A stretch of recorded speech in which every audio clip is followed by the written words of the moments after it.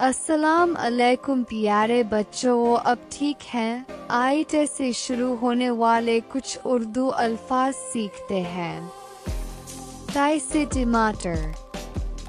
टमाटर ये एक लाल फल है जो सालन और सलाद में बहुत इस्तेमाल होता है। ताई से टोकरी। टोकरी एक टोकरी वो चीज़ है जिसमें हम चीज़ें रख सकते हैं, जैसे सब्जियां आ कुछ भी। टे से टोपी सर पर पहनी जाने वाली छोटी सी ढकने वाली चीज।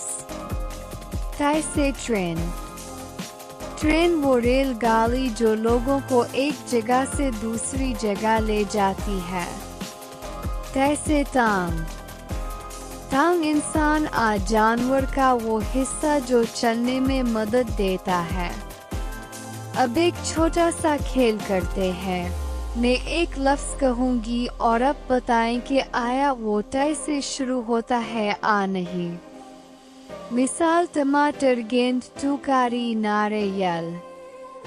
शाबाश बच्चों, वो अपने को पहचान लिया। अगर वीडियो अच्छी लगे है तो चैनल को लाइक, सब्सक्राइब और शेयर करना। अल्लाह हाफिज बच्चों।